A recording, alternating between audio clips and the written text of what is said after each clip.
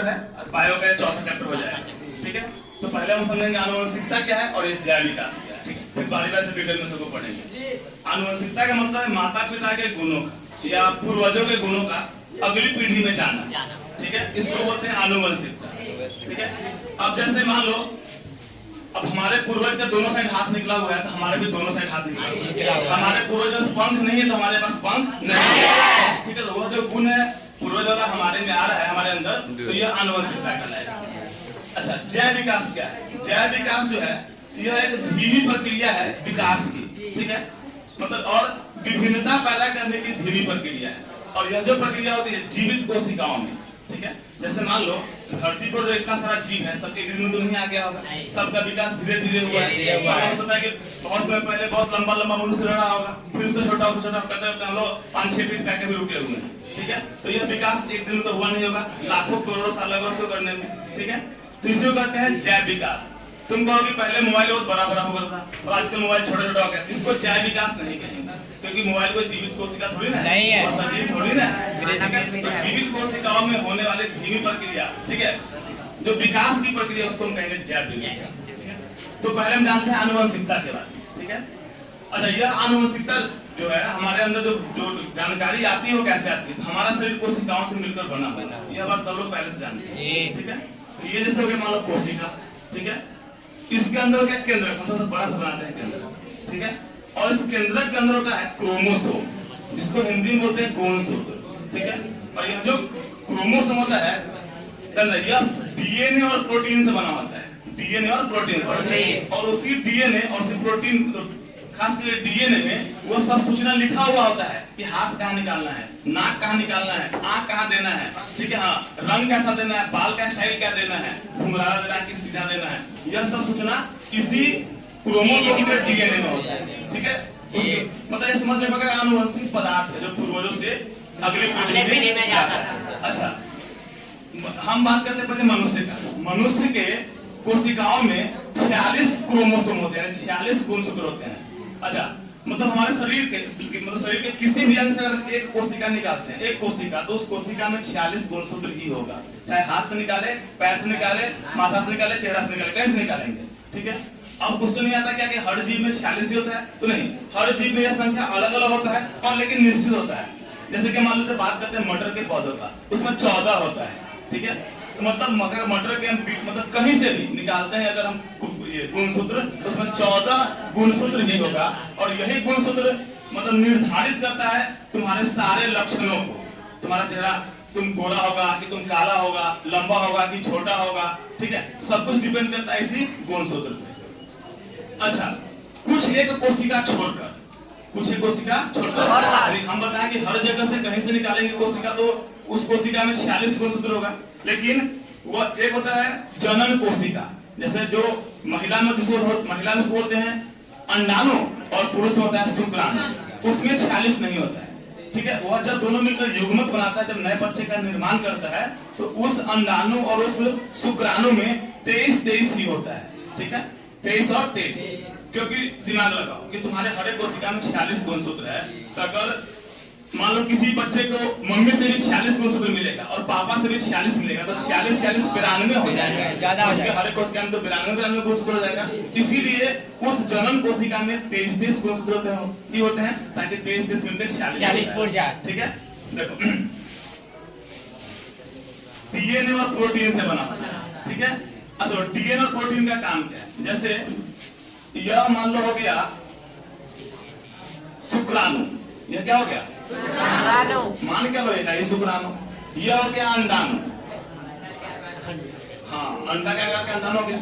चलो, यह अंडाणु का कोशिका हो गया एक कोशिका, यह शुक्राणु का हो गया एक कोशिका। तो इसके अंदर हर कोशिका तो केंद्रक होगा, इसमें भी केंद्रक होगा, इसमें क्रोमोसोम होगा यानी कि गुणसूत्र इसमें भी होगा। ठीक है, यह दिया 23, यह भी दिया 23 मिलकर 46। चलो, 23 मिलकर जो बच्चा बना है 46 गुणसूत्र हो जाएगा। चलो, अब क्या है कि इसमें जैसा माता और पिता से आया होगा गुणसूत्र, जैसा गुणसूत्र आया होगा इसमें वैसा ही डीएनए होगा। इसमें क्रोमोसोम है गुणसूत्र। ठीक है, जैसा गुणसूत्र वैसा डीएनए, जैसा डीएनए वैसा प्रोटीन। सुनो, अब जैसा प्रोटीन सूचना आया होगा वैसा ही उस जीव का बॉडी डिजाइन बनेगा, यानी कि शरीर का बनावट वैसा ही बनेगा, क्योंकि इसमें सूचना लिखा हुआ है कि तुम्हारा हाथ यहाँ से निकलना चाहिए, पैर यहाँ से निकलना चाहिए। अगर तुम कुत्ता हो तो तुम्हारा चारों पैर हाथ नीचे से निकलना चाहिए, तुम्हारा मुंह लंबा होना चाहिए, तुम भौं भौं करना चाहिए। ये सब सूचना कहाँ लिखा होता है?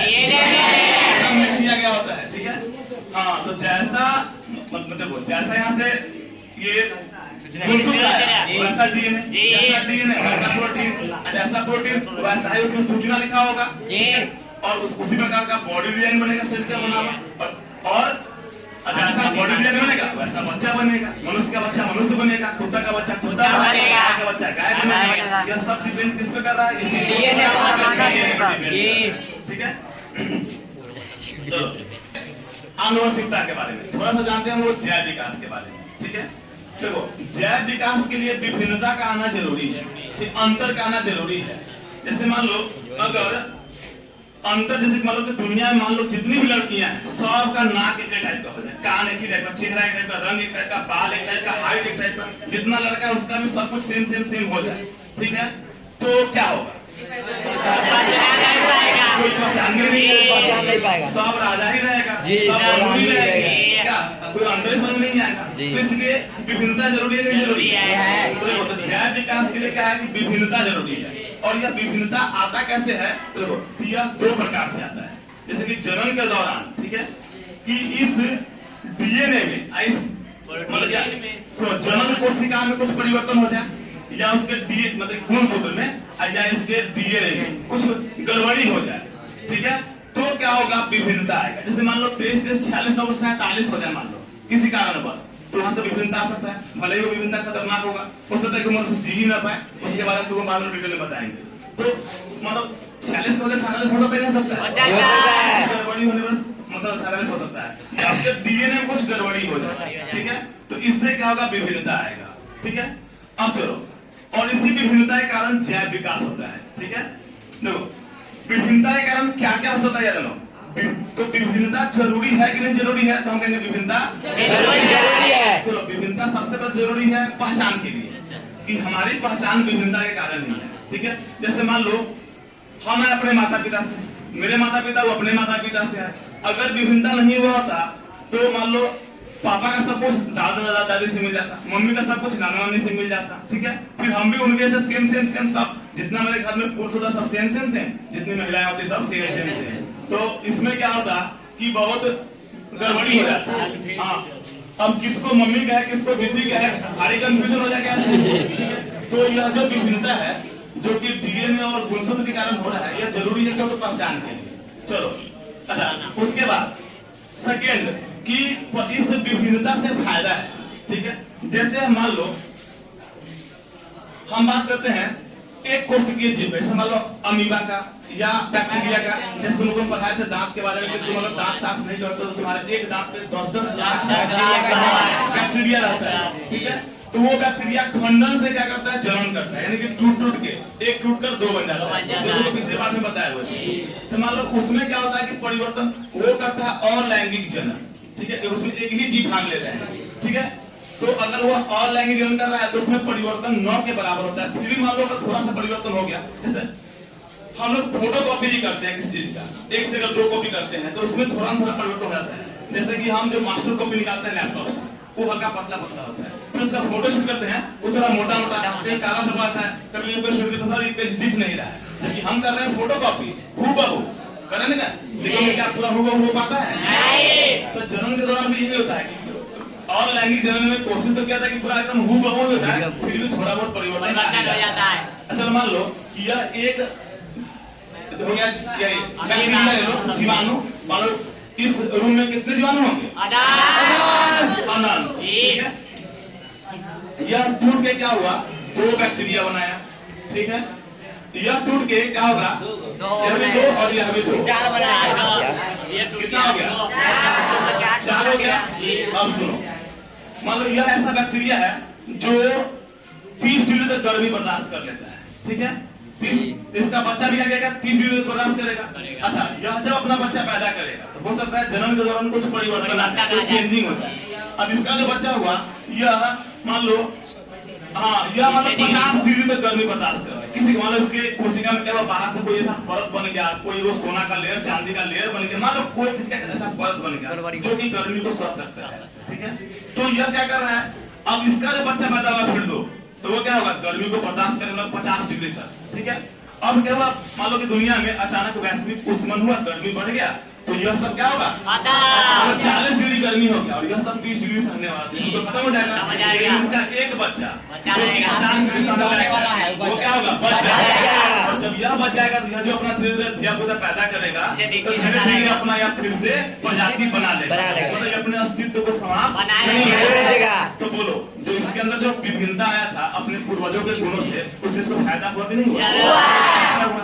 मान लो कि जिस जगह पर केरल में ले लो, राजस्थान में ले लो, जहाँ बहुत गर्मी पड़ती है, ठीक है, और वहाँ के भैंस का रंग उजला हो जाए, तो हो सकता है उसको गर्मी क्या होगा, कम लगेगा, प्रकाश को परावर्तित कर देता है, क्योंकि भैंस को ऐसे ही बहुत गर्मी लगती है, अगर उसका रंग उजला हो गया तो हो सकता है उसको क्या हो, गर्मी कम लगेगी। मान लो हम लोग को पंख निकला है, बड़ा बड़ा पंख, सीतामढ़ी 5 मिनट में उड़ के चले जाएंगे, पेट्रोल डीजल खर्चा बच जाएगा, कार वाला बाइक वाइक नहीं खरीदना होगा, ऐसा है कि नहीं है। तो यहाँ क्या हो रहा है, परिवर्तन से फायदा हो रहा है। चलो तीसरा बात, जिसने हमको बताया कि परिवर्तन से सबसे पहले हमारी पहचान है, हम लोग इसको पहचान पाते हैं। सेकंड तो हम यह बताया है कि परिवर्तन से फायदा हो सकता है, ठीक है, हो सकता है, हो सकता है, उदाहरण बताया है। चलो तीसरा बात, हो सकता है कि परिवर्तन से कोई फायदा न हो। जैसे मान लो कि हमारे गली में कुछ कुत्ते रहते हैं, कुछ नर कुत्ते, कुछ मादा कुत्ते, वो लोग जब बच्चे पैदा करते हैं तो एक साथ 8-10 बच्चे पैदा करते हैं, ठीक है। मान लो जो नर कुत्ता उसका रंग काला है, जो मादा कुत्ता उसका रंग सफेद है, तो उसका जो बच्चा पैदा होगा तो कुछ काला होगा, कुछ सफेद होगा, कुछ मिक्स कलर का होगा, कुछ लाल हो जाएगा, कुछ पीला हो जाएगा। तो चलो उस कुत्ते के बच्चे का पीला होना या लाल होना, इसका उसको कोई फायदा है क्या, इसका उस कुत्ते को फायदा ही नहीं है। ऐसा कि लाल रंग होने से उसको मतलब ज्यादा फायदा हो रहा है, वो स्पीड दौड़ पा रहा है या वो उड़ पा रहा है, और उसको पंख निकल जाए तो उसे फायदा है। लेकिन रंग में परिवर्तन होने से फायदा हो रहा है, उसका फायदा हम लोग को है कि हम लोग उसका अलग अलग नाम रख लेंगे, क्या रे, हाँ जो भी रखेंगे हीरा मोती अलग नाम रख लेंगे, बस यही फायदा है।